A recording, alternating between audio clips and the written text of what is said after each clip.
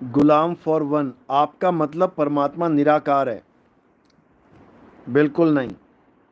आप लग रहा है नए आए हो, कल भी थे शायद मेरे ख्याल से।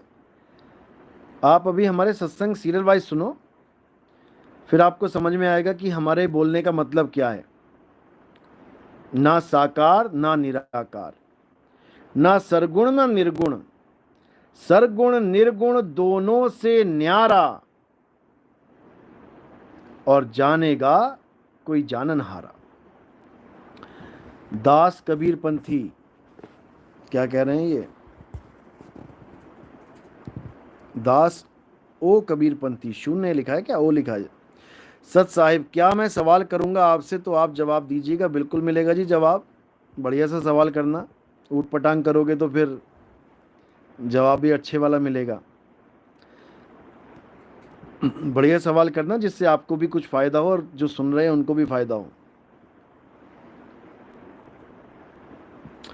सत्येंद्र, सत्येंद्र कुमार दास, बहुत बहुत मेहरबानी प्रभु, किस जन्म में आप मिल गए। बड़ी मेहरबानी है प्रभु। किस जन्म में आप मिल गए? इसी जन्म में मिले हैं भाई। अच्छा, रेशमा कह रही है इस सब ज्ञान से क्या लाभ है? क्या बात है, बहुत बढ़िया। इस सब ज्ञान से क्या लाभ है? एक बार सोचो कि इस सब ज्ञान से हानि क्या है। पहले ये समझ लो कि इस अगर ये ज्ञान तुम्हें मिल जाता है तो इसमें हानि क्या है, नुकसान क्या है। अरे इंसान एक स्टूडेंट है सारी उम्र के लिए, कुछ ना कुछ इंसान सीखता रहे। इस संसार में जो उसको मिलता है सीखता रहे, उसमें उसका हमेशा लाभ ही होता है, फायदा होता है। कोई भी ज्ञान प्राप्त करने से नुकसान कभी होता ही नहीं है, समझ लो। कोई भी ज्ञान, तुम्हें दूध से दही बनाने का भी ज्ञान है, उससे उसका भी नुकसान नहीं है, भले वो सारी उम्र काम ना आए तुम्हारे, लेकिन किसी और को बताने के काम आ जाएगा। अब इसका फायदा सुन लो। इसका फायदा क्या है रेशमा? जब तुम शरीर छोड़ोगी, जब तुम्हारी शरीर की मृत्यु होगी और तुम्हारा मन तुम्हें डराएगा, तुम्हारा मन तुम्हें इतना डराएगा कि तुम रोने लग जाओगी, चीखने लग जाओगी, चिल्लाने लग जाओगी, हड़बड़ाने लग जाओगी, पसीना पसीना हो जाओगी, और तुम्हारी हालत खराब हो जाएगी कि अब मैं क्या करूं, मुझे कौन बचाएगा, भगवान मुझे बचा लो। तब ये ज्ञान काम आता है। बस ये समझ लो कि तुम पूछ रही हो हमसे कि तैरने से हमें क्या लाभ है। जब तक तुम जमीन पे हो तब तक कोई लाभ नहीं है तैरना सीखने से। जब तक तुम जमीन पे हो तब तक कोई लाभ नहीं है, लेकिन जिस दिन तुम पानी में गिर गई उस दिन उस तैरने के अलावा बाकी किसी चीज का कोई लाभ ही नहीं होगा। तुम डॉक्टर हो, तुम इंजीनियर हो, तुम साइंटिस्ट हो, तुम अमीर हो, तुम करोड़पति हो, तुम बड़े बंगले में रहती हो, तुम अच्छे कपड़े पहनती हो, तुम खाती बढ़िया हो, पीती बढ़िया हो, सुनती बढ़िया हो, सोती बढ़िया हो, किसी काम का नहीं है, जीरो। वहां केवल एक ही चीज काम की होगी, क्या तुम्हें तैरना आता है? बस वहां कुछ नहीं चलेगा, वहां कुछ नहीं चलेगा। जहां कुछ नहीं चलेगा वहां ये चलेगा। वहां ये चलेगा, ये समझ लो। जहां कुछ नहीं चलेगा वहां ये चलेगा।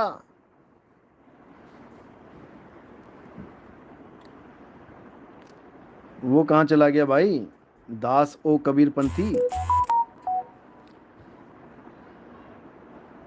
सवाल टाइप करो। अच्छा लिखा है सवाल, ये पूछ रहे हैं दास ओ कबीर पंथी, कबीर पंथ, सत्य साहिब आप परमात्मा किन्हें मानते हैं? अब मतलब ये वो बात हो गई कि आप किसी से पूछ रहे हो भाई साहब आप अपना बाप किसे मानते हैं?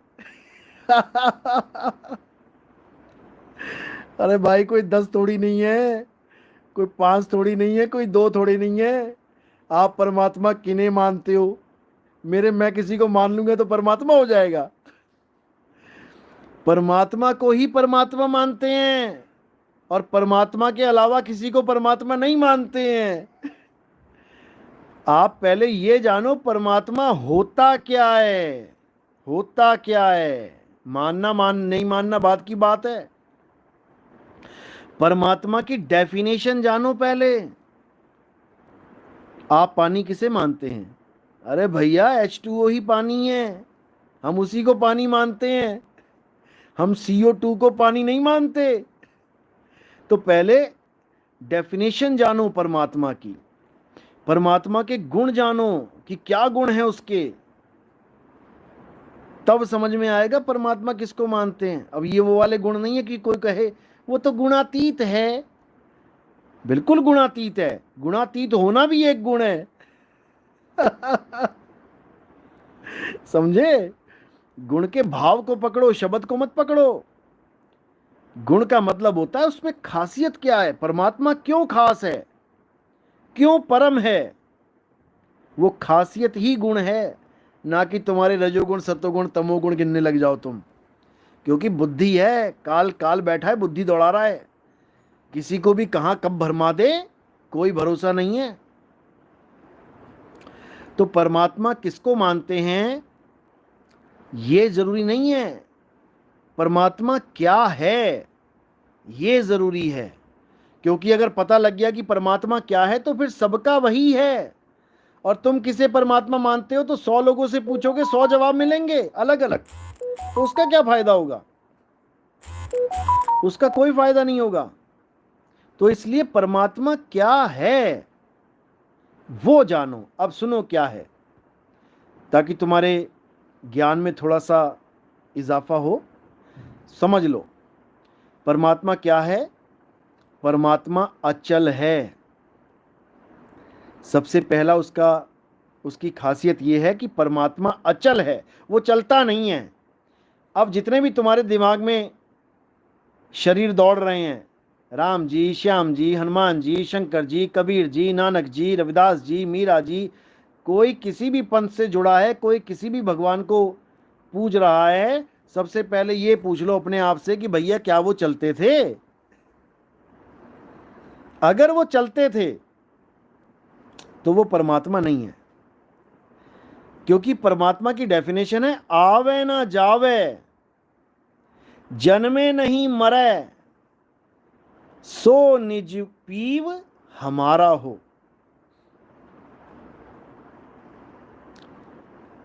अरे दास ओ कबीर पंथ भाई, यही जवाब तुम्हें ही मिल रहा है, तुम्हें ही दे रहा हूं। इस जवाब को समझो। तुम्हारा सवाल ही गलत है, परमात्मा किसे मानते हैं ये सवाल ही गलत है। परमात्मा क्या है ये है सवाल। तुमसे कोई पूछे तुम पिता किसको मानते हो, तो तुम्हारा जवाब क्या होगा? जो मेरा पिता है मैं उसी को मानता हूं। लेकिन तब बोल पाओगे जब पिता को जानते होगे।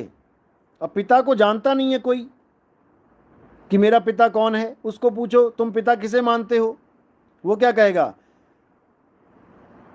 माता जिसका नाम ले लेगी मैं उसको पिता मान लूंगा, मेरी माँ जिसको अपना पति कह देगी मैं उसको पिता मान लूंगा। पिता को जानो, तुम्हारा पिता क्या है।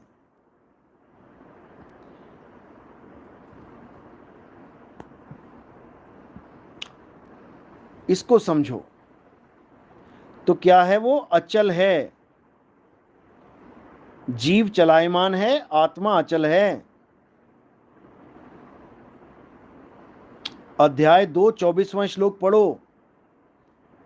अध्याय 2 गीता में, अध्याय 2 24वां श्लोक क्या कहते हैं? हे अर्जुन, ये आत्मा अचिंत है, ये आत्मा अचल है। अचल। अभी आत्मा लिखा है तो इसको जीवात्मा मत समझ लेना। आत्मा का मतलब यहां पर आत्म देव है, अचल देव। समझ लो। उस अचल देव को शब्द गुरु कहते हैं, परमात्मा शब्द है। हम हैं शब्द शब्द हम माही, हमसे भिन्न और कछु नाही। शब्द न बिन से देही, कहें कबीर हम शब्द सनेही। इसको समझ लो। सोनिया ठाकुर, बिल्कुल सही। कौन किसकी करूं गुलामी? किसी की गुलामी करने की जरूरत नहीं है। अरे तू सबका सरदार है, गुलाम कैसे हो रहा? तू इस मन का गुलाम हो गया है। अब इसका गुलाम नहीं रहना है। अब मन को मार गगन चढ़ जाई, सातवें आसमान पे जाके बैठ जा मुसल्ले पे। ऐसा गुरु ढूंढ ले जो सीधे टारगेट मुसल्ले पे ही पहुंचा दे, सीधे वही नमाज पढ़ना। वही नमाज चलेगी सातवें आसमान पे।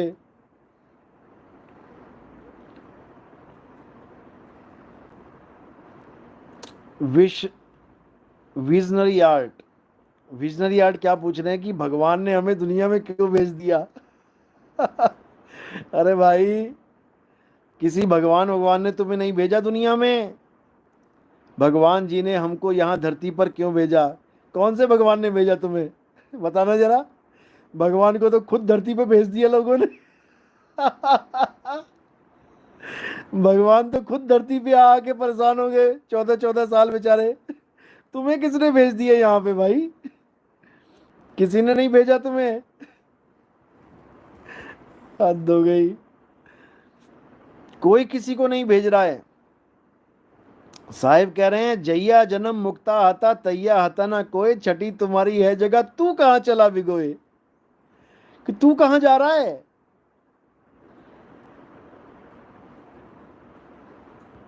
कोई किसी को नहीं भेज रहा है, समझ लो। आपे अगन लगाए के आपे जरबर जाए। बांस का पेड़ जंगल में, हवा चली और खूब रगड़ा आपस में, रगड़ रगड़ के आग लगा दी आपस में ही। अब बांस कह रहा है अरे भैया किसने आग लगा दी हमें? कौन आया आग लगाने? अरे कौन आया? वहां कोई भी नहीं है, तू ही है। तू ही आग लगा रहा है, तू ही जल बुल जा रहा है।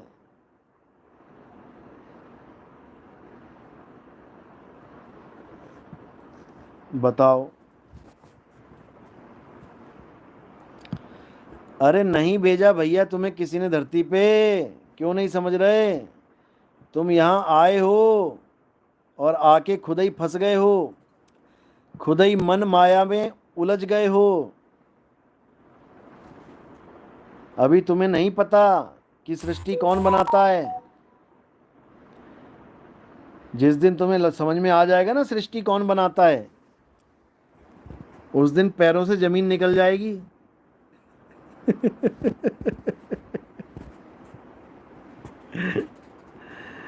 राजेश सिंह, गुरुजी साहिब बंदगी क्या है? साहिब बंदगी का मतलब है उस सच्चे साहिब को, उस परमपिता परमात्मा को। अब उस परमात्मा का मतलब ये नहीं कि वो रामपाल के चेले मेरी वीडियो चला रहे हैं, देखो नितिन दास कह रहा है आत्मा को पाना है, आत्मा को पाना है, फिर कह रहा है उस परमात्मा को। दोनों को एक जगह लगा के कहता है देखो, कभी कुछ बोल रहा है, कभी अबे निकम्मो, तुम कभी सपने में भी नहीं सोच सकते मैं क्या बोल रहा हूं, समझे? तुम सपने में भी नहीं सोच सकते मैं क्या बोल रहा हूं।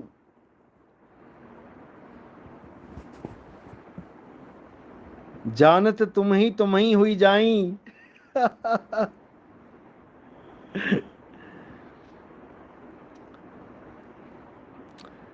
तो जब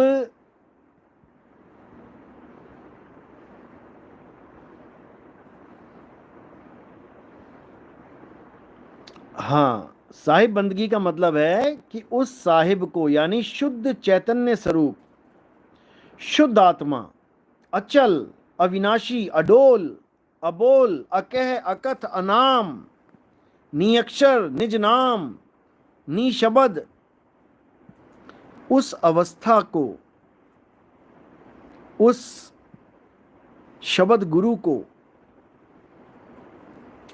उसको प्रणाम करना, उसकी बंदगी करना, वंदना करना, उसको कहते हैं साहिब बंदगी। उस साहिब को नहीं जो किसी से पैदा होता है। कोई भी किसी से भी पैदा होता है, किसी के भी साथ अगर उसके माँ बाप का नाम लिखा होता है तो वो साहिब नहीं है। साहिब सबका बाप है, बेटा किसी का नहीं। और बेटा हो के जन्मिया सो तो साहिब नहीं, भूल जाओ। साहिब कभी बेटा होके जन्मते ही नहीं है। साहिब प्रगट होते हैं। कबीर प्रगट दिवस, वो प्रगट होते हैं, एक लीला खेलते हैं। अब यहां पर दो रूप हैं, यहां वहां दो उठाओ। एक तरफ नौतम सूरत के रूप में आते हैं, सूरत का खेल चलाते हैं। एक तरफ शब्द रूप में विराजमान है, जैसे तुम्हारा स्वरूप अचल है, निज नाम अचल है, निज स्वरूप अचल है, और एक सूरत रूप में तुम सारे कार्य भी कर रहे हो, तुम संसार में भटक भी रहे हो। अरे सूरत फंसी संसार में और ता से परी गई दूर, और सूरत बांधे स्थिर करो आठों पहर हुजूर। किसमें स्थिर करोगे? निज नाम में, निज रूप में, निज ध्यान में। समझ लो, तीन गुणों की भक्ति में ये भूल पड़ा संसार। कहें कबीर निज नाम बिन, निज नाम, किसी और का नाम नहीं कि ओम कलियम हरियम शरियम ये सब नहीं करना है, हटाओ इसको। किसी का नाम नहीं जपना है, हटाओ इसको। अपने अचल स्वरूप को प्राप्त करना है, अपने आत्म स्वरूप को प्राप्त करना है। जो तू चाहे मुझको छोड़ सकल की आस, मेरे जैसा हो रहे सब सुख तेरे पास। समझ लो, समझ लो। रोशन लाल, गुरुदेव जी आपका सत्संग मानो हमारी बैटरी चार्ज कर देता है। देखना कहीं ज्यादा चार्ज मत कर देना, ब्लास्ट ही ना हो जाए कहीं। जन्म मृत्यु के चक्कर से क्या विष्णु जी या महेश जी मुक्त हैं? क्या प्लीज जवाब दो गुरुजी, प्लीज मार्गदर्शन करो। आप खुद सोचो, क्या वो जन्म मरण से मुक्त हैं? खुद सोचो, खुद सोचो। अरे तुमने 1000 बार देखा टीवी सीरियल में, कोई राक्षस भक्ति करता है, ब्रह्मा जी, विष्णु जी, शंकर जी कोई भी प्रकट हो जाता है तो राक्षस क्या कह रहा है? हे प्रभु मुझे अमर कर दो। अब वो क्या कह रहे हैं? अरे भैया अमर तो हम खुद नहीं है, तुझे अमर कहां से कर दे? गीता में तो ब्रह्मा जी की आयु भी लिखी है, और अन्य ग्रंथों में लिखा है कि 7 बार जब ब्रह्मा जी की आयु खत्म हो जाती है तब एक विष्णु जी की आयु खत्म होती है। 7 बार जब विष्णु जी की आयु खत्म हो जाती है तो एक रुद्र की आयु खत्म होती है। 7 बार जब रुद्र की आयु खत्म होती है, ऐसे करके पूरा सिस्टम बना रखा है। ये मत सोचो कि उनके जन्म मरण नहीं होते हैं। शिव महापुराण पढ़ो, उसमें जन्म भी है, मरण भी बता रखा है कैसे होता है, सब कुछ लिख रखा है। लेकिन बताने वाले सब बातें गोलमोल कर देते हैं, क्योंकि उनको आगे का ज्ञान ही नहीं है। इनसे आगे बढ़े तो बढ़ के जाएं कहाँ, दिक्कत ये है। इसलिए उन्हीं को सिद्ध कर देते हैं। देखो एक वीडियो कितना घूम रही है यूट्यूब पे, शंकर जी के पिता कौन है? एक बाबा कह रहा है शंकर जी के पिता ब्रह्मा जी हैं, दूसरा कह रहा है ब्रह्मा जी के पिता शंकर जी हैं, तीसरा कह रहा है विष्णु जी के पिता ब्रह्मा जी हैं, ब्रह्मा जी के पिता शिव जी हैं, चौथा कह रहा है शिव जी के पिता तो शिव जी ही हैं। बताओ, मतलब हद कर दी, हद कर दी तुम लोगों ने। अरे भाई तुम लोग दुनिया को क्या समझाओगे? तुम लोग पहले एक मंच पे बैठ के खुद ही डिबेट कर लो, खुद ही डिबेट कर लो। शिव जी के पिता कौन है, विष्णु जी के पिता कौन है? शिव जी अजन्मा है, शिव जी अजन्मा है, अजन्मा बता रहे हैं कई लोग, और दूसरे बता रहे हैं शिव जी का पिता कौन है, महाविष्णु। मतलब कमाल ही कर दी है।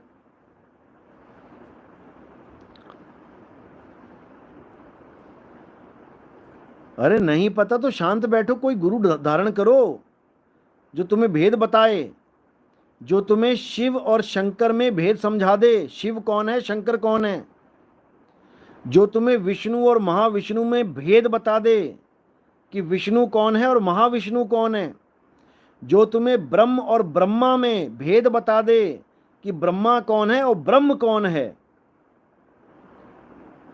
ये भेद बताने के बाद तुम्हें उस ब्रह्म से भी आगे पार ब्रह्म का भेद बता दे, पार ब्रह्म, तब जाके तुम्हें समझ में आएगा कि शिव जी के पिता कौन है। शिव जी अजन्मा हैं। अरे तुम क्या जन्म ले रहे हो, तुम भी तो अजन्मा ही हो। हे अर्जुन, तेरे और मेरे कई जन्म हो चुके हैं, लेकिन फिर भी मैं अजन्मा हूं। अब इसका मतलब ये नहीं कि अर्जुन के जन्म हो रहे हैं। हे अर्जुन, तू भी अमर है। इस रण क्षेत्र में जितने भी राजा महाराजा खड़े हैं, ऐसा कोई समय नहीं था जब वो नहीं थे, और ऐसा कोई समय नहीं होगा। जब वो नहीं होंगे तो भैया सारे ही अमर हो गए। केवल शिव जी अमर हैं, अजन्मे हैं, राम जी अजन्मे हैं, श्याम जी, अरे सारे ही अजन्मे हैं, सारे अजन्मे हैं, और कोई किसी को मार ही नहीं सकता। सारे अमर हैं। ईश्वर अंश जीव अविनाशी। अविनाशी का डेफिनेशन पढ़ लो जाके ज्ञानियों। राम ने रावण को मारा, राम ने रावण को, तुम्हारा सिर मारा, एक ने भी एक को ना मारा। रावण अमर है। रामायण पढ़ो जाके, रामायण सीरियल देखो, उसमें रावण खुद कह रहा है कि रावण को शरीर मत समझ लेना मंदोदरी, रावण आत्मा का नाम है, रावण अजन्मा है, रावण नित्य है, रावण आत्मदेव है। ये तक बोल दिया उसने, और तुम पुतले ही फूकते रह गए आज तक। रावण को मार के आए हैं महाराज जी। कोई रावण को नहीं मारा आज तक किसी ने भी, कोई कंस नहीं मरा आज तक किसी ने भी, कोई दुर्योधन नहीं मरा, कोई शकुनी मामा नहीं मरा, सब अमर हैं। लेकिन तुम्हारी बुद्धि में नहीं घुसेगा ये। सबके शरीर नाशवान है, किसी का नहीं बचेगा। अगर तुम कह रहे हो कि राम ने रावण को मारा, राम ने, फिर तो उस शिकारी ने कृष्ण को मार दिया, भगवान को ही मार दिया, वो भगवान से भी बड़ा हो गया फिर तो। क्योंकि तुम्हारी बुद्धि में ये ज्ञान जाएगा ही नहीं। तुम्हारी बुद्धि केवल हार्ड मांस तक सीमित हो चुकी है, हड्डियों से ऊपर, खाल बाल से ऊपर तुम जा ही नहीं पा रहे हो, इसलिए दुविधा में फंसे हुए हो। जिस दिन तुम्हें ये हड्डी मांस, लोथड़े चीथड़े, ये सब आत्मा से अलग दिखाई देने लग गए ना, उस दिन तुम्हें हर चीज समझ में आ जाएगी। यहां कोई किसी को मारता ही नहीं है। अध्याय 2 पढ़ो। हे अर्जुन, आत्मा ना तो कभी किसी को मारती है, ना ही आत्मा किसी के द्वारा मारी जाती है। हम आत्मा हैं, शरीर नहीं है। राम आत्मा है, रावण आत्मा है, कृष्ण आत्मा है, कंस आत्मा है, पूतना आत्मा है, ताड़का आत्मा है, शूर्पणखा आत्मा है, बकासुर आत्मा है। कौन किसको मारेगा?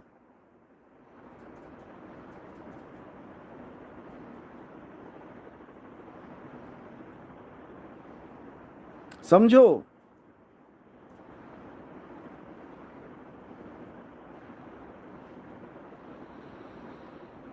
लेकिन नहीं समझ पाते हैं।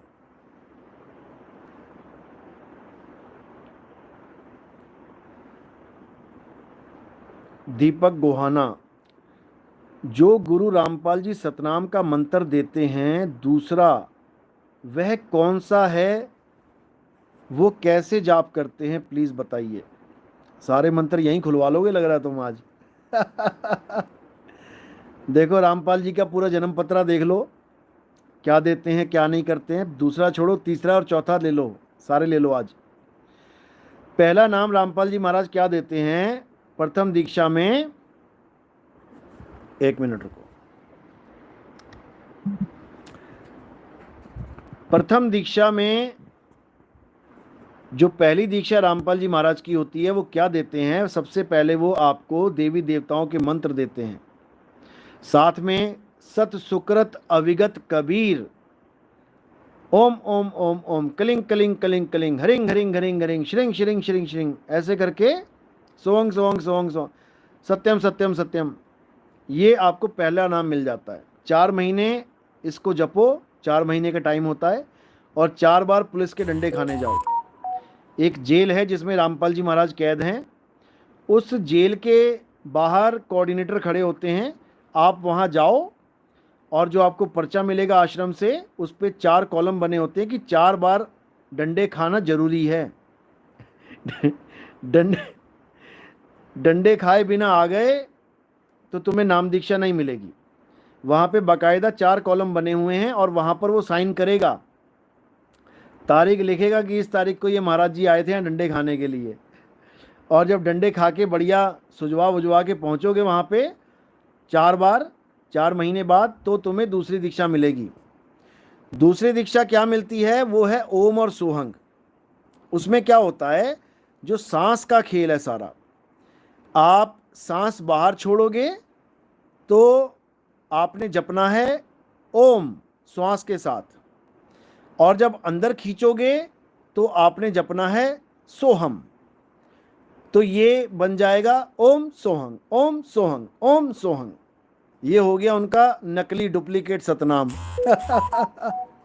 ये डुप्लीकेट सतनाम इसलिए क्योंकि ये मंत्रों वाला सतनाम है, और जो कबीर साहब का सतनाम है वो मंत्रों में नहीं आता, वो मंत्रों का खेल नहीं है। तंत्र मंत्र सब झूठ हैं, इनमें न भर में कोय, और सार शब्द जाने बिना, यानी सत्य नाम जाने बिना ये कागा हंस ना होए। ये कागा कौवा हंस नहीं हो सकता बिना सतनाम को जाने। और सतनाम क्या है? कबीर सागर की पहली लाइन पढ़ लो।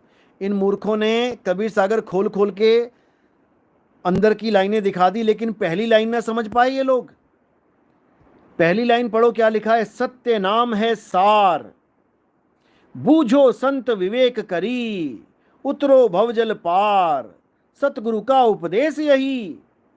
पहली लाइन ना समझ पाए ये लोग, बन गए ज्ञानी। सत्य नाम है सार, जो सार शब्द है वो सतनाम ही है, और इन्होंने सार शब्द को अलग बना दिया, सतनाम को अलग बना दिया, और पता नहीं क्या क्या बना दिया। पहले कहते थे 3 बार में नाम होता है, 3 बार में, अब 4 बार में देने लगे। 4 भी छोड़ो, 5 में आ गए। अभी 5वें का भी प्रूफ आ गया हमारे पास कि ये चौथे को भी कहते हैं कि सार शब्द का मतलब ये नहीं है कि तुम्हें परमात्मा मिल गया। सार शब्द मिल जाने पर भी तुम्हें और कुछ करना पड़ेगा। भैया क्या करना पड़ेगा बता दे जरा। ऐसा बेवकूफ बना दिया इन लोगों ने। तो दूसरा नाम है इनका ओम सोहंग, जिसको ये सतनाम कहते हैं। डुप्लीकेट है, डुप्लीकेट है सतनाम। अब तीसरा नाम क्या है? श्वास अंदर ली सोहंग, श्वास बाहर छोड़ी ओम, और उसी के साथ आपने बोलना है सत्य कबीर। अब क्या बन गया? श्वास बाहर छोड़ी ओम, अंदर ली सोहंग, और फिर सत्य कबीर। ओम सोहंग सत्य कबीर, ओम सोहंग सत्य कबीर, ओम सोहंग सत्य कबीर। ये इनका नकली सार नाम है। ये सार नाम है, याद रखना, अभी सार शब्द नहीं है ये। ये इनका नकली सार नाम है, ओम सोहंग सत्य कबीर। ये 3 दीक्षा पूर्ण हो गई इनकी, लेकिन 3 दीक्षा के बाद लोग छोड़ छोड़ के जाने लगे, तो इनके दिमाग में फिर एक चतुर चालाकी वाली चाल घुस गई कि नहीं भाई, ऐसे तो काम खराब हो जाएगा। क्योंकि लोग ज़्यादातर ये देखने जाते हैं कि बाबा देता क्या है। हमारे पास भी आते हैं कई लोग कि आखिर नितिन दास देता क्या है, और उसके बाद चुप करके निकल जाते हैं। लेकिन उनको ये नहीं पता कि जो नितिन दास देता है वो तुम कभी प्राप्त कर ही नहीं सकते चालाकी से। वो चालाकी से प्राप्त नहीं कर सकते। ना चौर हार्यम ना भ्रात भाज्यम, उसको चोर हर नहीं सकता, भाइयों में बांटा नहीं जा सकता। बच्चे अभी नादान हो। तो इनका जो तीसरा नाम था ओम सोहंग सत्य कबीर, ये फेल हो गया। लोग छोड़ छोड़ के जाने लगे, तो इन लोगों ने क्या ड्रामा चला दिया कि सार नाम के बाद सार शब्द भी दिया जाएगा। और जिनको सार नाम मिल गया था ओम सोहंग सत्य कबीर, उनसे फॉर्म भरवाने लग गए सार शब्द के। अब बताओ चौथा नाम आ गया इनका। आज तक ये गुण गाते थे कि सतगुरु वो होता है जो 3 बार में नाम देता है, 3 बार में नाम देता है। ये चौथी बार में भी लेके आ गए। बताओ, 4 टायरों पे कार चलती है, इन्होंने स्टेपनी भी लगा दी, 5वां टायर लगा दिया। तो ऐसे लोग हैं भाई मूर्ख बनाने वाले। लेकिन किसको बना पाएंगे? जो पहले से मूर्ख हैं, उन्हीं को बना सकते हैं। जो थोड़े से भी ज्ञानी हैं, थोड़े से भी विवेकी हैं, वो बाल की खाल निकाल देंगे इनकी। जुबान बंद कर देते हैं लोग जब सवाल पूछते हैं। हमारा सत्संग सुन के जब इनसे सवाल पूछे जाते हैं ना, इनके फ़ोन कट जाते हैं, भागते फिरते हैं, पीले पर्चे निकाल देते हैं। ये नितिन दास के सत्संग सुनने लग गया है, संगत इससे बात ना करे। अच्छा, संगत बात ना करे, तू जवाब ना दे और संगत बात ना करे, तो ऐसी दुर्गति है इन लोगों की। तो ये लोग सार नाम के बाद सार शब्द क्या देते हैं, अच्छे से समझ लो। इनके सार शब्द में और कुछ नहीं है। जो पुलिस के डंडे खाए थे, बस वैसा ही एक डंडा और लगा दिया जाता है। ओम सोहम सत्य कबीर में आ का डंडा लगा दोगे, हो जाएगा ओम सोहम सत्य कबीरा, बस। और कुछ नहीं, और कुछ भी नहीं है। केवल आ का डंडा लगाने का 1 लाख का पाठ है इनका। संकल्प करो, 1 लाख का पाठ कराओ, संकल्प करो। अरे गुरुजी मेरे पास पैसे नहीं है, कोई बात नहीं बेटा, LIC की किस्तों की तरह तुमसे पैसे ले लेंगे। तुम 50 किस्तें बना लो, 2-2 हजार रुपए दे दिया करो, संकल्प करो। घर में 5 लोग हैं तो 5 लाख का संकल्प करो। अरे मत लूटो गरीबों को। हाय लगेगी, हाय लगी है तभी उम्र कैद हो गई है। मत लूटो गरीबों को। जिन्होंने बाणियां बनाई, जिन्होंने बाणियां लिखी, उन्होंने कभी उस बाणी को पढ़ने के पैसे नहीं लिए भक्तों से। और तुमने तो बनाई भी नहीं, तुमने तो लिखी भी नहीं। लिखी लिखाई बाणी को पढ़ने के तुम 20-20, 50-50 हजार लेते हो। शर्म आनी चाहिए। इतनी बुरी हालत है। तो केवल आ का डंडा लगा दो और बन गया सार नाम से सार शब्द। वाह भाई वाह, वाह भाई वाह। कबीर कबीर कर रहे थे तो नहीं सुनाई दे रहा था उसको, कान में उंगलियां डाल रखी थी। कबीरा कबीरा करने लग गए, उसको सुनाई देने लग गया, अब परमात्मा मिल जाएगा। धन्य है तुम लोग, धन्य है। पहले मैंने बताया था ना कि रामू रामू बोलो तो नहीं सुना, तो नहीं सुनेगा उसको। अरे रामू रामू रामू, एक बार अरे रामुआ, आ का डंडा लगा दिया, रामुआ एकदम कान खड़े, हाँ मालिक। वो वाला हाल है इनका। बताओ, कल्लू कल्लू करो, कल्लू नहीं सुनेगा उसको। ओए कलुआ, आ का डंडा लगा दिया, अब उसको सुनाई देने लग जाएगा। ये तो इनका ज्ञान है 21 ब्रह्मांड के स्वामी का। 21 ब्रह्मांड के स्वामी का ये ज्ञान है। आ का डंडा लगा के प्रभु को बुला रहे हैं, आ प्रभु आ, तब आएगा वो। सत कबीर करके नहीं आएगा, सत कबीर आ, सत कबीर आ, तब आएगा। ऐसे महामूर्ख लोग हैं, क्या बताया जाए। लेकिन परमात्मा की दया है कि जीव जब सत्य को जान लेता है, फिर इन अधूरे गुरुओं को एक बार भी पलट के नहीं देखता, एक बार भी, एक बार भी। ये नहीं कह रहा हूं कि विरोध करता है, गालियां देता है, नहीं, लेकिन मोह भंग हो जाता है। जिसको परमात्मा मान मान के देसी घी की बत्ती लगा लगा के, खड़ी बत्ती लगा लगा के हजारों लीटर देसी घी फूंक दिया, फिर मोह भंग हो जाता है भाई। फिर ना फंसती चिड़िया जाल में, समझ लो। अरे विजनरी आर्ट भाई, इतनी बार मैसेज क्यों करते हो? पढ़ लिया मैंने। ज्योति निरंजन और अष्टांगी कौन है गुरुजी बोलो? नाम भी पता है, सब कुछ पता है, और फिर भी सवाल पूछ रहे हो।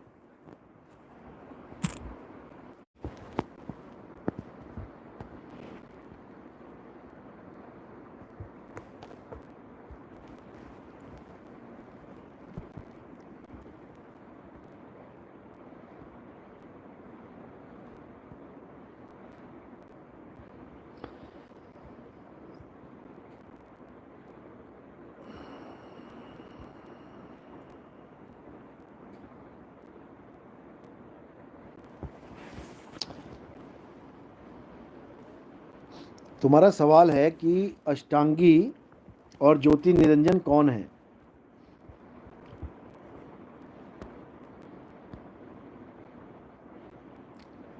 देखो, जो ये सृष्टि का मालिक है, इस तीन लोक का मालिक है, जो ब्रह्मा विष्णु और महेश जी को उत्पन्न करता है, आविर्भाव होता है उनका,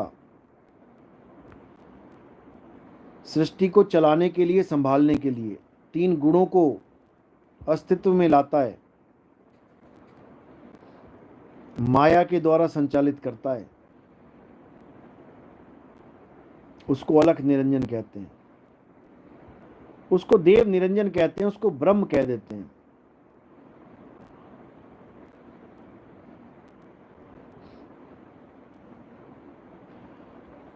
इसको शिव शक्ति भी कह देते हैं। ये निराकार है, शिव निराकार हैं यानी ब्रह्म है, और शंकर साकार हैं। इसको समझ लो, निराकार और साकार में क्या फर्क है। शिव निराकार हैं, जिसको सदाशिव कहते हैं, और जो शंकर हैं वो साकार हैं, डमरू वाले, गले में सांप वाले। जो शिव है वो कोई भी बन सकता है, कोई भी, लेकिन जो शंकर हैं वो एक अलग अस्तित्व धारण करके बैठे हैं। कोई भी शंकर नहीं बन सकता, शिव बन सकते हैं। यानी तुम ये कह सकते हो शिवोहम शिवोहम, कोई भी कह सकता है।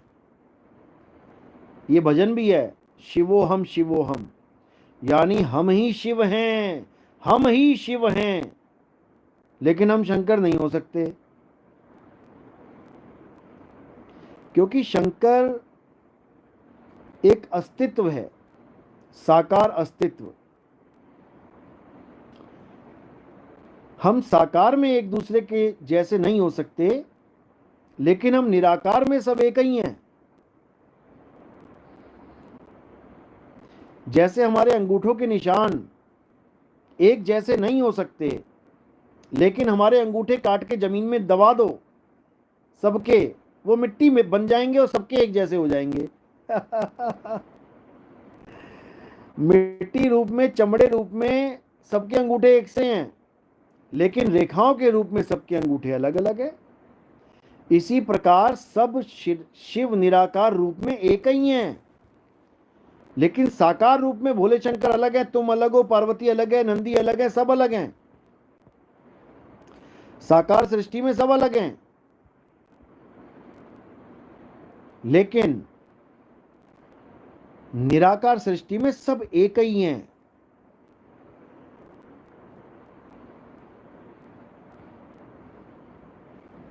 समझ लो, यानी जब तुम बर्फ गिनोगे, पानी में बर्फ तैर रही है, तो तुम गिन सकते हो 1 2 3 4 5 7 10 पीस बर्फ के, लेकिन जब सब पानी हो गया तो तुम उसको एक ही कहोगे। पहले गिनती कर रहे थे 1 2 3 4 5 6 7 8, और जब सब पानी हो गया अब क्या गिनती करोगे। तो साकार में ब्रह्मा विष्णु महेश जी अलग हैं, और निराकार में सब एक ही हैं। इसीलिए शिव महापुराण में सदाशिव ये बोल रहे हैं कि मुझसे ही तुम तीनों की उत्पत्ति होती है। दाएं अंग से ब्रह्मा, बाएं अंग से विष्णु, और हृदय से मैं रुद्र को उत्पन्न करता हूं। तुम तीनों मेरे ही रूप हो, लेकिन निराकार में।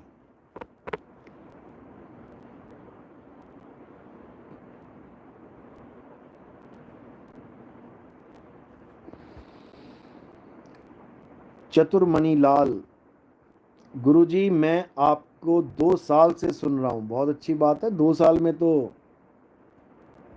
कहानी बन जाएगी भाई। 2 महीने में काम बन जाता है।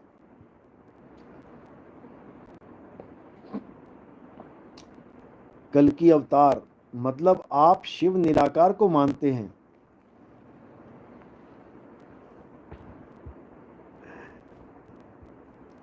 भाई पिक्चर बीच में से मत देखो। कई लोग ऐसा होता है ना, फिल्म बीच में से देखते हैं, ना शुरू का पता होता ना अंत का पता होता, तो बीच की स्टोरी में कुछ भी तुक्के लगाने लग जाते हैं।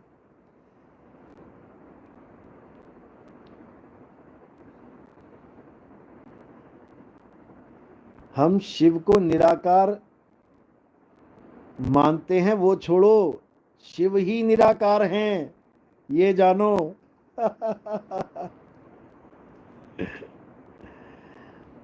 शंकर जी साकार हैं, शिव जी निराकार हैं। और साकार निराकार दोनों से न्यारा वो कौन है? आत्मदेव। आत्मदेव शब्द हैं, शब्द।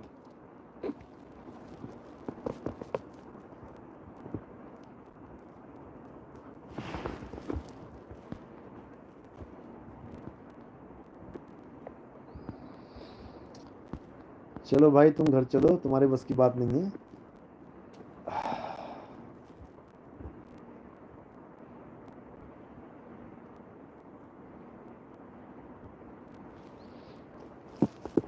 Shridhar, how to be successful गुरुजी। इसका एक ही मंत्र है, practice makes the man perfect. Successful तो आप तभी हो सकते हो जब आप परफेक्ट हो जाओ। और परफेक्शन के लिए आपको एक ही काम करना है, you have to practice more and more, और कुछ नहीं करना है। वो अपने आप ही परफेक्ट कर देगी तुम्हें। जो चीज़ तुम्हें नहीं समझ में आती है, कोई चीज़ मुश्किल लगती है, उसके पीछे नहा धो के पड़ जाओ। हाथ धो के मत पढ़ना, नहा धो के पड़ जाओ, वही चीज़ सबसे आसान हो जाएगी जीवन में।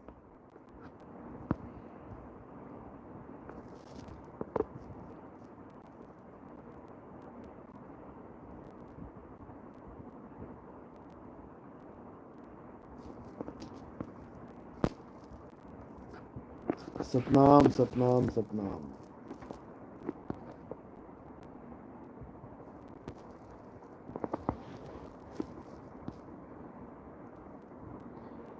नेमी मांडिया,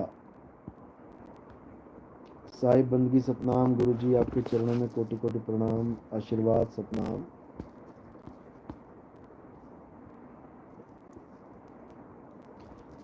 सतीश कुमार, गुरुजी आपके चरणों में, चरणों की धूल। सतीश कुमार, सुषमा, अर्धांगिनी, शिवानी वैष्णवी लखनऊ से हैं गुरुजी। गुरुजी के चरणों में कोटि कोटि वंदना सतनाम। साहिब बंदगी, आशीर्वाद।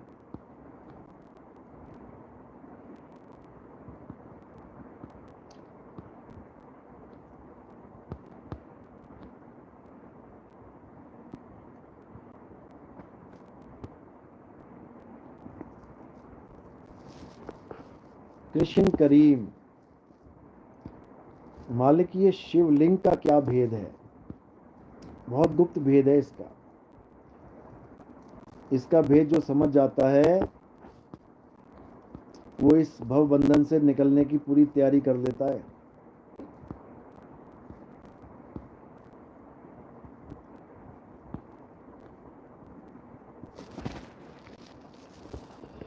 जितेंद्र, ये बात सत्य है, सत्य है। शिव तत्व अलग है, बिल्कुल अलग है।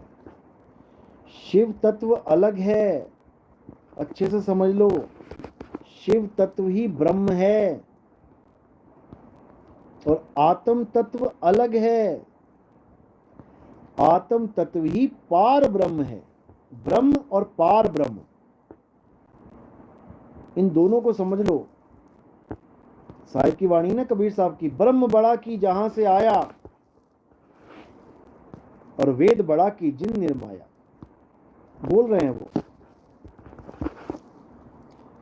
स्वतंत्र कुमार, संत कबीर नगर से, साहिब बंदगी सतनाम।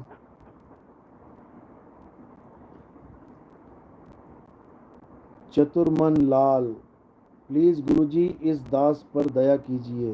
दया तो हो गई है, 2 साल से सत्संग सुन रहे हो, ज्ञान समझ में आ रहा है, और इससे बड़ी कोई दया नहीं होती।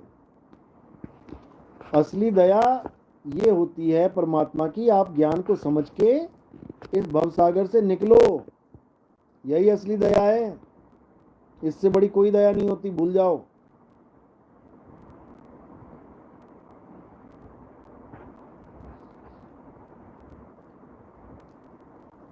अंग्रेज सिंह अमृतसर, सतनाम साहिब बंदगी, सतनाम सतनाम।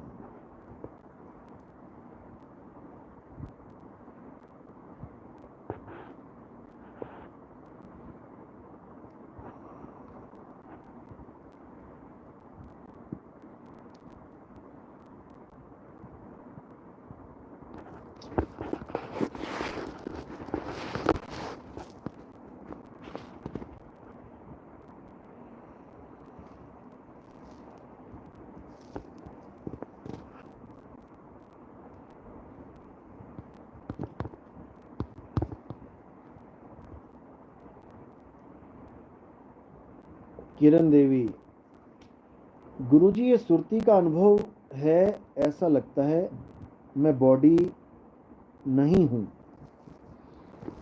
बिल्कुल सही बात है। ये सुरत का अनुभव होता है जब ये समझ जाती है कि मैं बॉडी नहीं हूं, मैं शरीर नहीं हूं, मैं काया नहीं हूं। लेकिन ये शब्द का अनुभव नहीं है। शब्द का अनुभव इससे बिल्कुल भिन्न होता है। जो आत्म तत्व का अनुभव है, ये जीव अवस्था का ज्ञान है। ये जो सूरत का खेल है, ये जीव अवस्था का ज्ञान है। यानी काया से भिन्न अपने आप को जीव समझ लेना कि मैं काया नहीं हूं। ये भी एक अवस्था है, लेकिन ये पूर्ण अवस्था नहीं होती है। इसको सूरत कमल कह देते हैं। जो असली है, जो सार है, वो शब्द का ज्ञान, शब्द का बोध, वो अलग चीज है। लेकिन शुरुआत यहीं से होती है। सबसे पहले सूरत इस भाव में आ जाती है कि मैं काया नहीं हूं, तभी तो आगे जाएगी। अगर काया को कोई पकड़ के बैठ जाएगी तो कैसे बात बनेगी।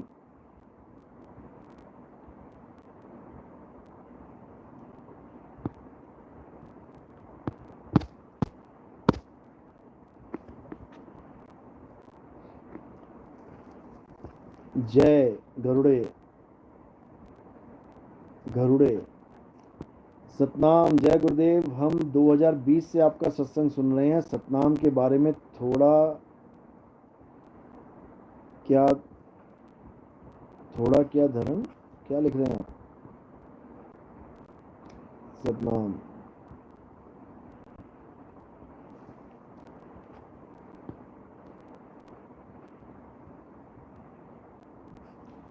दिनेश कुमार चौहान, प्रणाम जी प्रणाम। सतनाम,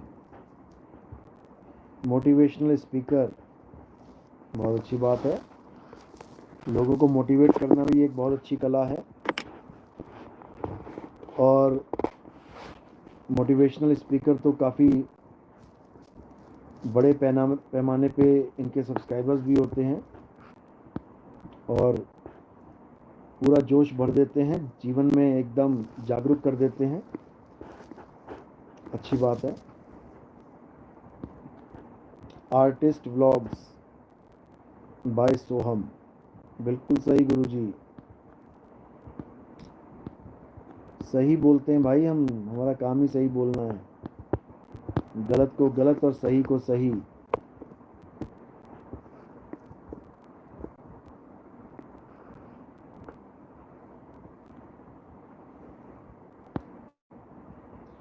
पच्चीस प्रकृतियां क्या होती हैं? देखो, हर एक तत्व की 5 प्रकृति होती है। आप ऐसा करो, आप मुझे व्हाट्सएप करो 9256111007। आप इस पर मैसेज करो, या फिर आप एक काम करो, आप खुद ही लिख लो, गूगल पे भी मिल जाएगा आपको।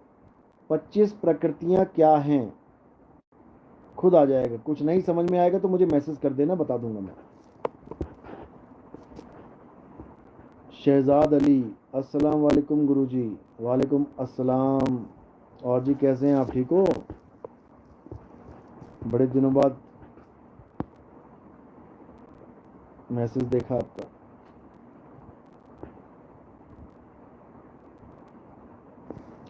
विनीश दास, 2020 से सुन रहे हैं तभी तक, अभी तक पता नहीं चला भाई का।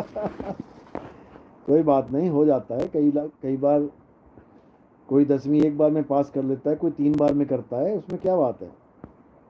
2020 से सुन रहे हैं, इतना ही बहुत है कि कम से कम सुन तो रहे हैं।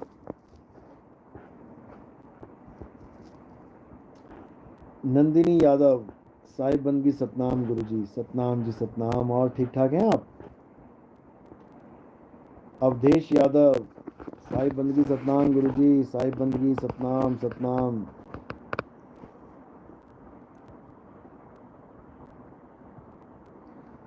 विजनरी आर्ट गुरुजी,